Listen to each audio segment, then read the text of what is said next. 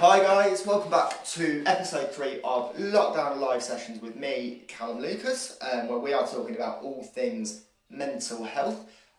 We are going to be, in a minute, we're going to be speaking to Miss Kimberly Boone, who is going to be telling us about her role as a mental health first aider, what it means to be a mental health first aider, how taking the course benefited her life, and also what advice she could give to friends and family of those suffering with mental health conditions as well as those suffering themselves. That's going to be in a little under 5 minutes. And then after that, what we're going to do, about 20 to 10, quarter to 10, we're going to be speaking to Mr. Luke Morris about his story surrounding mental health issues, his personal battle, his advice on people suffering with mental health conditions, and also misdiagnoses in the UK and how he thinks the UK handle mental health issues as a topic. So that's going to be a bit later on. That's going to be about 20 to 10, and then obviously, of course, we are going to have my top 5 film and TV of the week, as we normally do on a Sunday night, and then right at the end of the show, so about 5 to 10, I'll be telling you about the big show that we've got coming up next week. See, it does fly past when you're doing this show. 20 minutes just seems to go like that. I'm just going to grab some more resources. So I've just disappeared for a second, just so I've got everything planned. But first of all, before all of that, I am going to now be having a chat with Miss Kim Boone, who is a mental health first aider. She lives down in Dovercourt in Essex, and she took a course in October last year to become a qualified mental health first aider. And she is here. Kim, if you'd just like to jump onto the live feed on your phone and make sure your camera's on, and I will invite you on, because she is here now to talk to me a bit more about what being a mental health first aider involves and what she has to do, what she can do, and the advice that she has for people that suffer and their friends and families. So Kim, I'm just waiting for you to just jump onto your phone for me. While you're doing that, I'm just going to sort something out down here.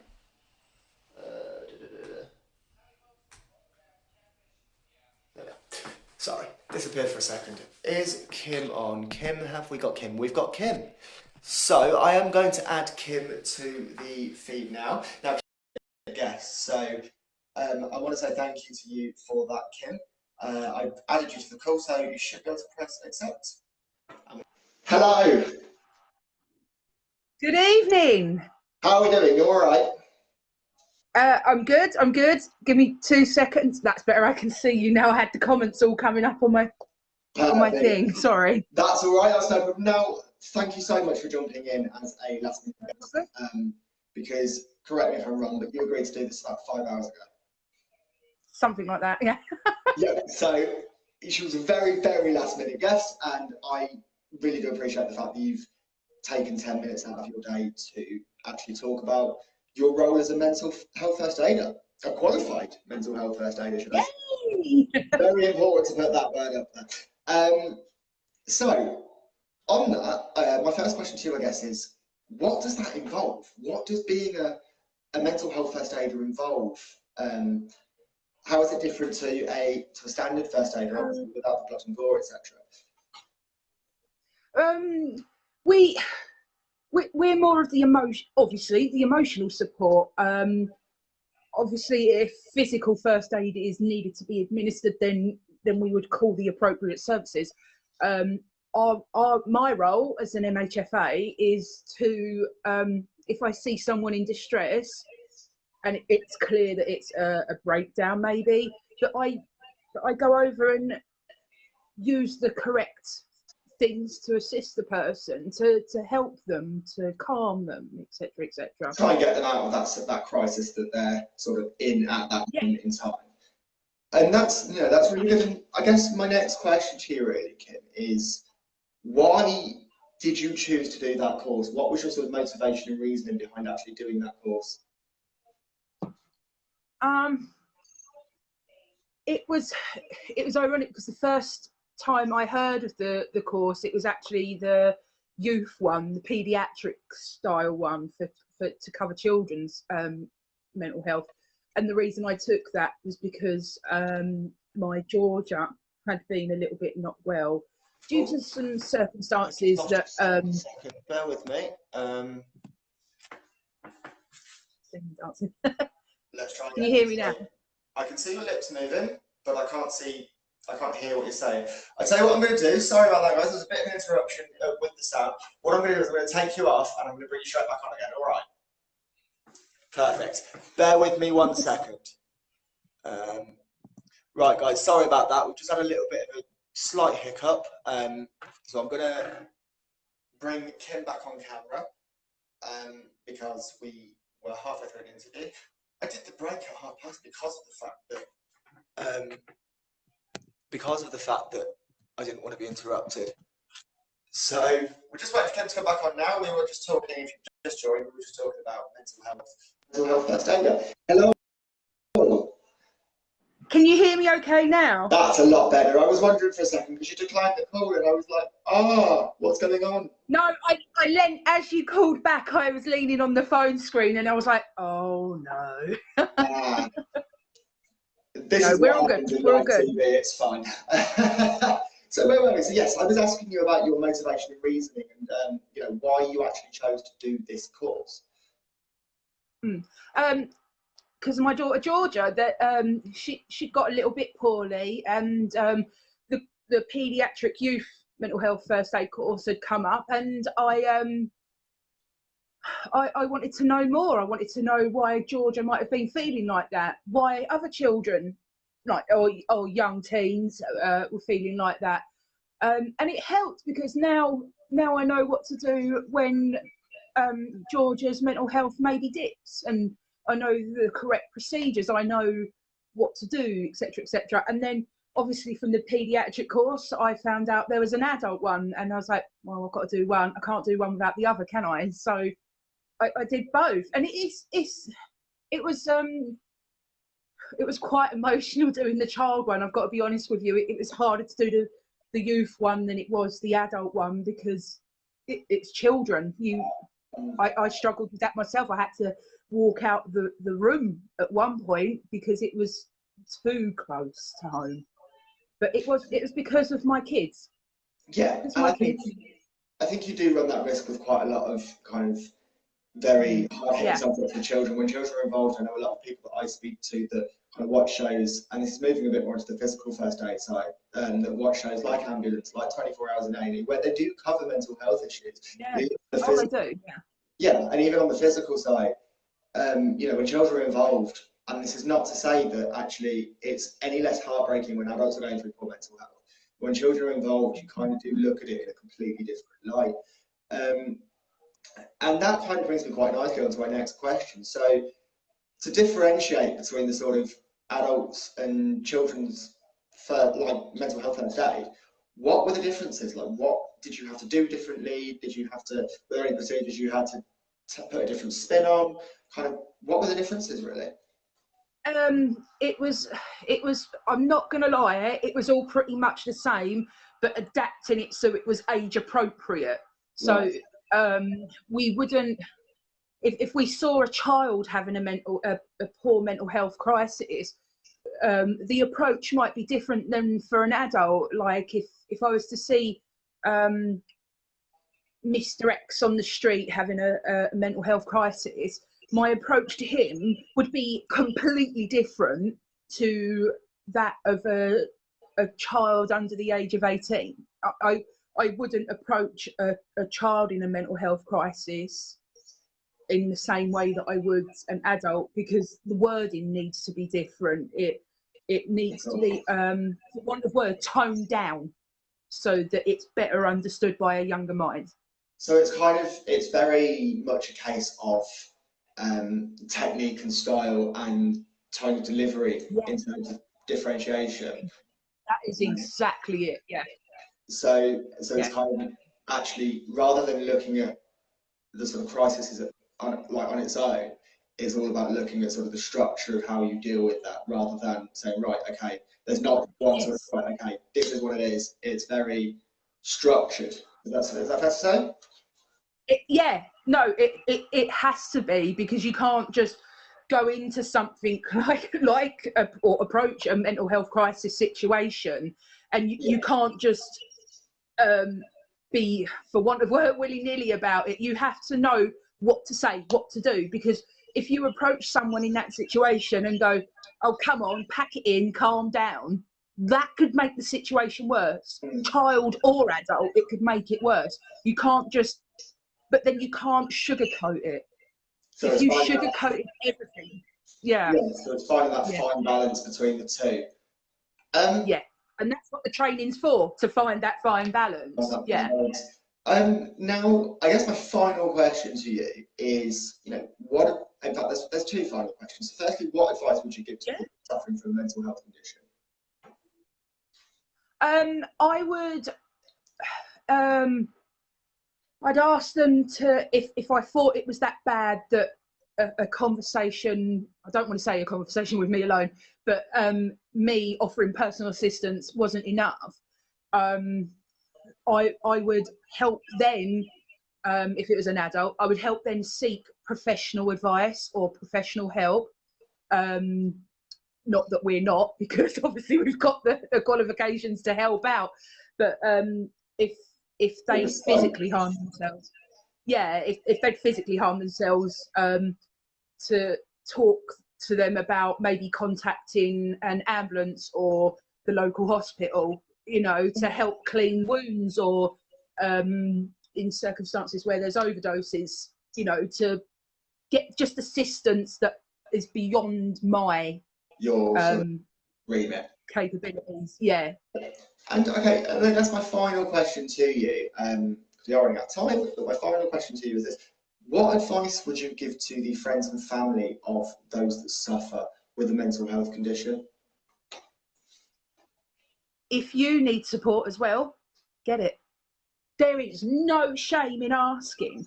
It can be physically and emotionally draining for a person who's offering support, as it is for someone who is maybe suffering with poor mental health. Like when I saw my children go through bad times, it was horrible. And I felt I had no one to talk to. So I had to get support for myself as well. But then when I got that, it was a lot better. So always, don't ever, it doesn't matter what situation you're in, whether you're there to support or whether there's a connection of any kind, don't be scared to ask for help yourself. Brilliant. I mean, one more thing, because Luke, who was actually on next, has just made quite a good point, actually. Well, he's asked a couple of questions. So is it a sort of paramedics versus ambulance kind of situations? Both are massively important, but play different roles in different stages? We would call, if it was beyond, we would call, they would be the next port of call for us, per se, if you know what I mean. It'd be if it was too much for us to handle. I'm not quite sure how to phrase it. If the situation was too erratic, those guys, who are absolutely fabulous, would definitely be our first port of call. They would be the first port of call.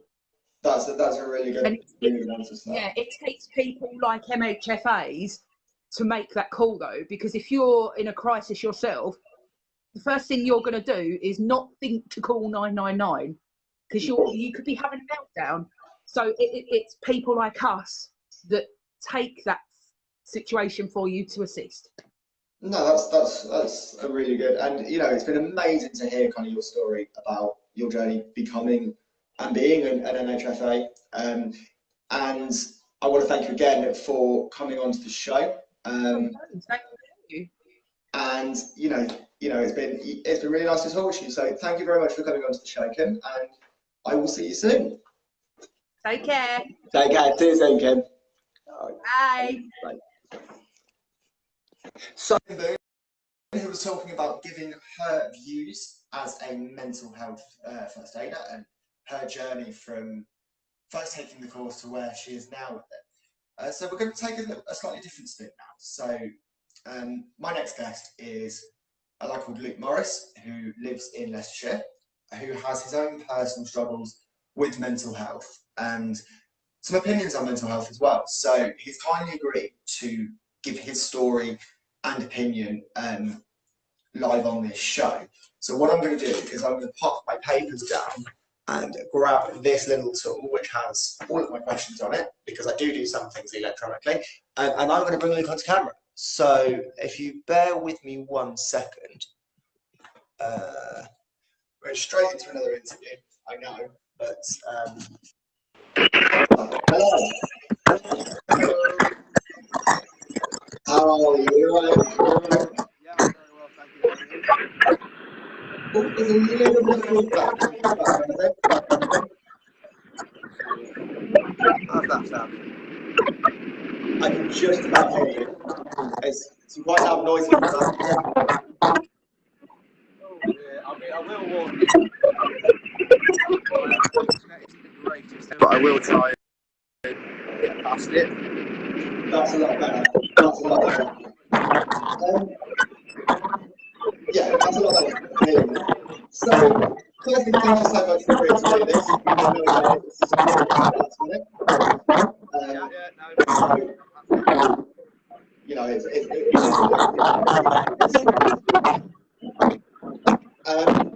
so, kind of first question. So I'm getting a bit of feedback again, but it's mine. Right, no, I'll be honest, I am hearing a little bit myself. Okay, shall we try the same trick? Shall I take you off and bring it back on? Yeah, let me just try and get my laptop and see if that might work. Okay, no problem. What I'll do is I'll take you off and then I'll bring you back again in a second. Hopefully by that point Alright. Awesome. Hello guys. A little bit of feedback there. Luke's just gone away. I think he's going to see what he can do to sort of fix that. Can you guys all hear me okay now? Just pop a like on if you can, and just kind of let me know that you can hear me, and then in a couple of minutes I will bring Luke back on. As I've said, to those who have just joined, if there are any that just joined, we are going to talk to Luke about his story and his views on and opinions on mental health conditions in general. It's a very last minute interview, but he is a 23-year-old man that lives in Leicestershire who's had quite a lot of his own personal struggles with mental health and has quite a lot of views on mental health in general. So let's try again and hope that this works. Fingers crossed. Right, how are we now?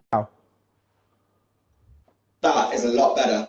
Right, I've put my earphones in, my trusty earphones. They've never let me down before, and here we are with them. And now we can hear you perfectly. So again, Luke, thank you so much for being on the show. I know it was happy to be here. Yeah, no, of course. Very last minute, and you stepped in, and like him, kind of saved the day a little bit. So thank you, honestly. So thank you very much for that. And I guess my first question to you guys is, is, you know, how old were you when you were first made aware that you had some form of mental health condition? So there's kind of two parts to this. I have ADHD, which is becoming ever increasingly more popular and more known about. But it means that I have massive difficulties paying attention, staying calm, etc., etc. So I was made aware of that at around 6, which at the time I really didn't understand. And then, you know, that kind of became a part of who I was. I carried on in life with it. I got used to it. And then once I started getting to around 15, 16, I started to kind of develop anxiety and depression. Now, at the time, I definitely didn't know that that's what that was. I massively attributed it down to my ADHD or down to other factors, puberty, etc., etc. Didn't really want to believe it.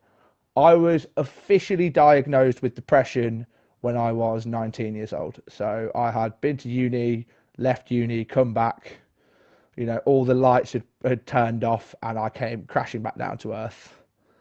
So yeah, my official diagnosis of that would have been 19 years old, and then I'm yet to be diagnosed with anything else. No, that's that's fair enough. And it is quite difficult around that age as well because actually, you are kind of coming on the tail end of puberty, so to speak, and then to just drop something else in there. Yeah, It's no, like, oh exactly. wow, I thought we got through all of this. You What have know, we done? funnily enough, you should say that. That describes the feeling almost perfectly. I think I maybe foolishly, I won't say that personally because you never know what life is going to throw at you as a person. But I certainly heard that news feeling very. But I've already got my thing. I've already been told that I've got something there. Why am I also depressed? And that was definitely quite a difficult thing to come to terms with as quite an immature 19-year-old, I would say. And do you think that thought process sort of contributed in any way to the state of your mental health? Obviously, you've been diagnosed with anxiety and depression. Do you think kind of having that thought process kind of almost contributed more so to kind of how you were feeling? I I definitely would actually.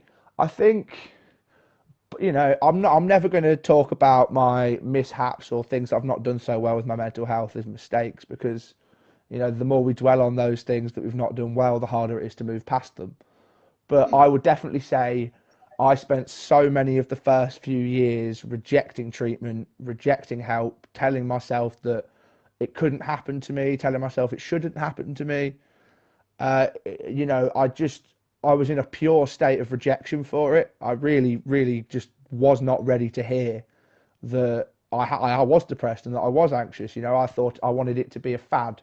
I wanted it to be a 6 month passing problem that I could move on from and act as if never happened in my life. So Yeah, yeah, I would definitely say being in that stage of denial definitely put me almost prolonged my ability to get better yeah. because And I mean, that takes a really sort of strong person to kind of admit that because it's kind of without sounding too like from the risk of sounding patronising, that does take a really strong man to actually come out and say, "Do you know what? Actually, my state of mind contributes to how I felt, oh, and how I definitely. felt contributes to my state of mind."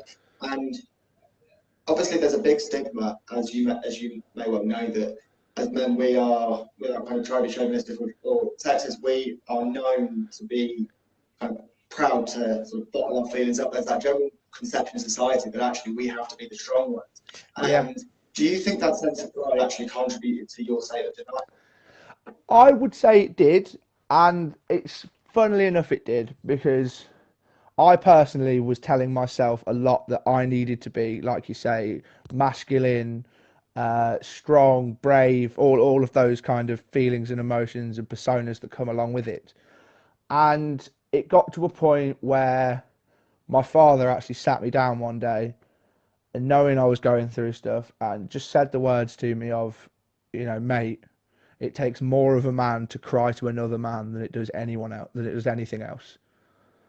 And kind of hearing that from a man I respected so much, from someone who I looked up to growing up, saying, I respect you more for crying, and actually having a situation that I felt safe to go out and be emotional was one of those moments that made me realize how,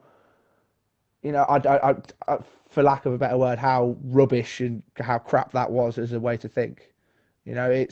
I genuinely believe the people who are setting those stereotypes and those examples are people who haven't experienced it.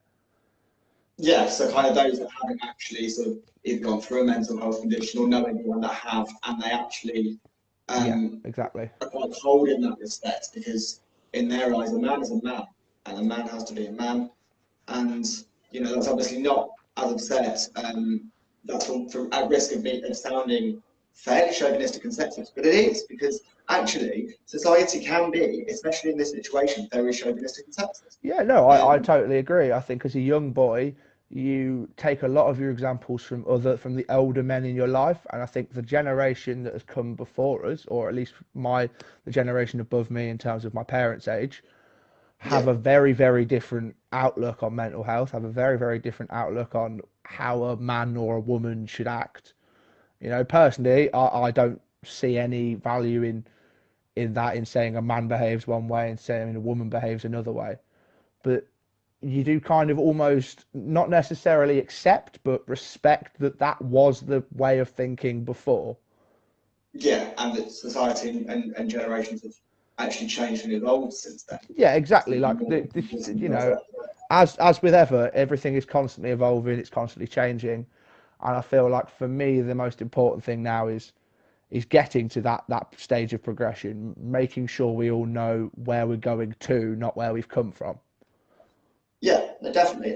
Now I'm gonna got a couple more questions because we are running slightly out of time. So firstly, I kind of want to know a little bit more about sort of your views on whether you think that actually the diagnosis of is there sort of any common misconceptions that actually a diagnosis of a mental health condition is actually something that's completely unrelated to mental health in the sense that, for example, if someone's diagnosed with ADHD, do you think that actually they're diagnosed with a mental health condition to try to take the pressure off of that?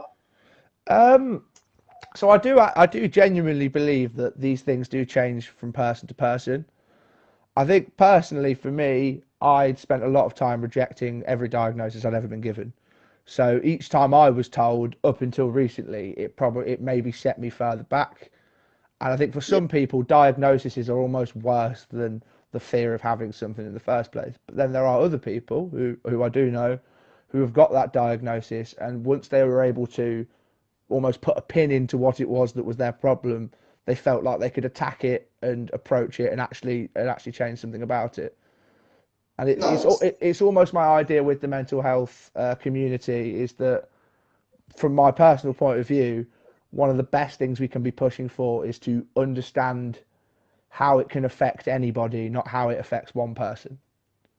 100%, and that's something that obviously I'm supposed to stay neutral, but with something like mental health, it's not something that I can stay neutral with, and that's I 100% agree, and this is kind of what the reason I tried to do a mental health show in this series because actually, um, mental health it is okay not to be okay, and it's okay to actually say, do you know what, I need help. And obviously, you heard Kim come on, not so long ago, and she was saying a similar thing about actually it's okay to kind of be in a little bit, Oh, you're in a bit of a definitely. dark place.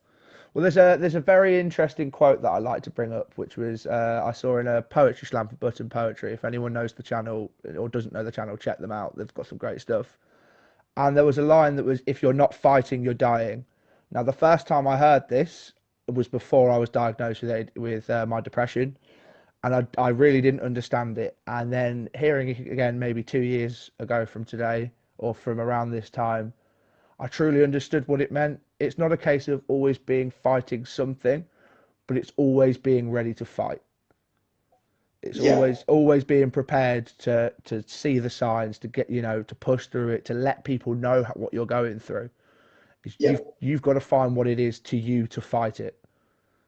no, 100%. And I guess that kind of leads me quite nicely into the next question in a way. You know, going through your journey, your mental health journey, and could I just say before I go into this question, um, I obviously know how hard it is for you to come on camera and tell your story about something so personal, Mm. and you deserve so much respect for that from a neutral ground. And I'm sure, I know we've only got six viewers, 5 viewers, but I'm sure they would think the same thing. It takes a massive amount of bravery to come up and do exactly what you've done tonight. And Yeah, well, my hope is that yeah, it might be quite a nerve-wracking thing for me to talk about, but if just 3 words of what I'm talking about and my story can help somebody else with their problems or with their life, then I've done more of a good deed than I could ever hope to do.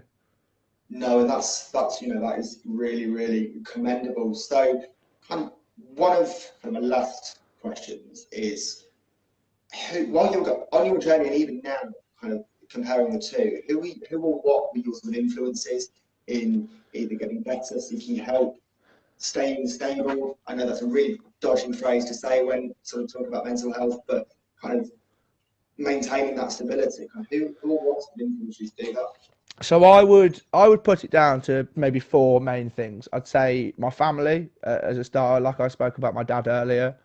The more I've opened it up to them, the more I've told them how I feel and showed them what I'm going through, the more supportive they've been. Now, I fully appreciate that that might not be the same for everybody, but that has been a huge influence for me. The second has been my partner, Rosie.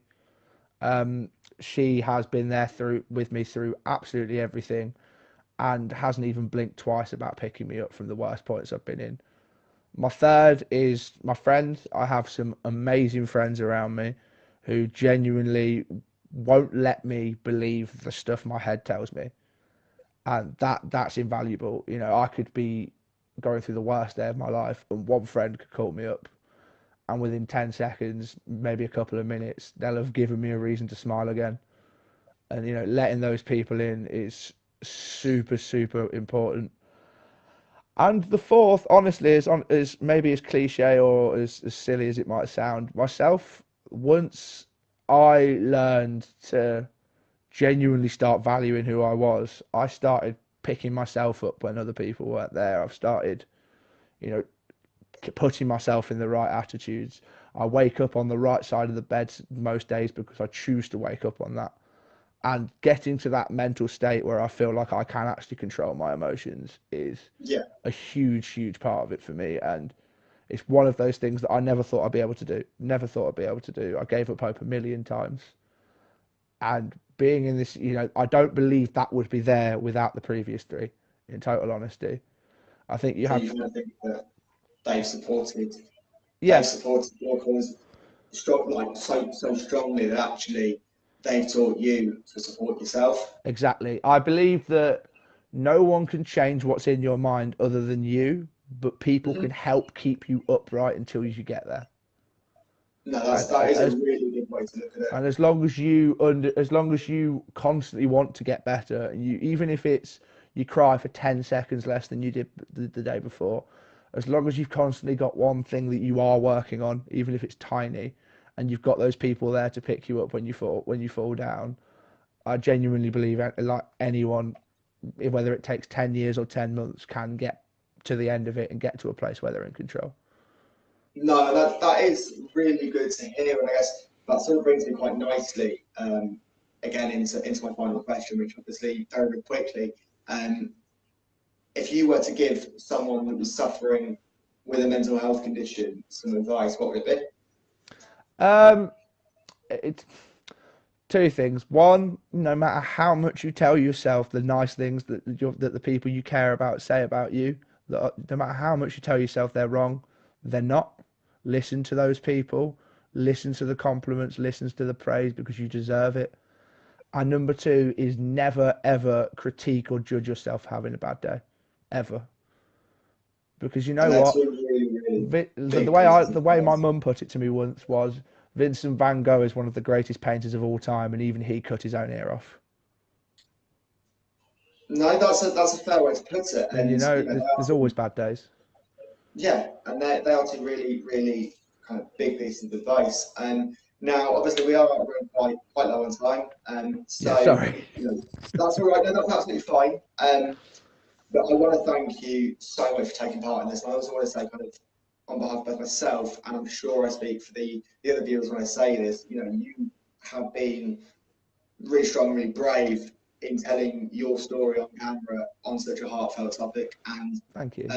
you deserve a lot of respect for that. And No, you should honestly, walk thank you. away That from methis a this with lot. pride. Yeah, and you should walk away from this interview with pride because you've done a fantastic interview. And yes, but no, thank you for being on the show. Thank you for And having me. I may hopefully we'll be able to have you back soon. Yeah, definitely. Good seeing all of you, and hopefully I'll see you soon. See you soon. Thanks, Luke. Bye. Bye. That was Luke Morris giving his story about mental health, his opinions on how it's dealt with, and kind of his advice. Now, thank you again, Luke. You did a fantastic job. It was a great interview, and you really gave, I feel like you really gave us insight into what it's like to actually live with that kind of a struggle. So it is now just on 10 o'clock. So what I'm going to do is I'm going to give you the top five, and then I'm going to tell you what's coming up, and then we've hit the end of the show. So my top five of the week this week, you know, as those that are regulars know, every week I do a top five film and TV of my choice. You know, I kind of watch it over the week, I analyse it, and I put it into my top 5. So this week at number 5 we have got Ambulance, which is on BBC One on Thursdays at 9 o'clock. Now, Ambulance is a real-life documentary that actually explores life in the control room. You see a lot of documentaries that focus on the ground works, the hospitals, the paramedics, and whilst Ambulance does that, it looks mainly at the actual calorie calls that they take in the control room. So it's quite heavy insight into some of the things they have to deal with. They deal with some quite difficult topics at times, but it is a really, really insightful show to watch. Another really insightful show to watch is Jeffrey Epstein, Filthy Rich. Now, it's very controversial at the moment. Obviously, it's all over the news. And for those of you that don't know, Jeffrey Epstein was a multi-millionaire in America, and that was found to be, let's just say, not done some very nice things involving children, and he was jailed, and then he died in prison. I think it was in 2018, and that basically gives Jeffrey Epstein, Filthy Rich, gives you a background into kind of the views of both his victims, the people that he knew, the people that were on his side, and actually gives you, a really sort of insightful view into what their thoughts were on the whole scandal. And that is on Netflix at the moment. Number 3 is a show that I adore. It's called Just Tattoo Us. It's on MTV on Mondays at 10 PM. You can also catch it on MTV Play. 2 people, whether they're friends and family, whether they're just family, basically they go on to this show and they outdo each other by trying to get the most outrageous tattoo for the other person. Now, the catch, that other person is blindfolded through getting their tattoo done, and they don't actually see what it is until it's done. So they go into a complete blind, they just put on some goggles, they do a countdown, and actually then and only then do they even know where the kind of tattoo is going to go. Number 2 is a film that's on Netflix that every Eurovision fan will have watched, and it's called Fire Saga. Fire Saga tells the story, it's called The Story of Eurovision, and it tells the story of Fire Saga, who are an Icelandic band. It stars Will Ferrell, and it follows them on their journey to Eurovision through the chaos, the camaraderie, the songs, and where this band started and how they chased and achieved their dream of becoming Eurovision superstars against all the odds. And finally, number 1 is another film that is on both Netflix and 4 on demand, and it is called 12 Years a Slave. So it's about the story of Solomon Northup, who was abducted from New York and sold to the slave trade in America, and it follows his story and struggles of being in this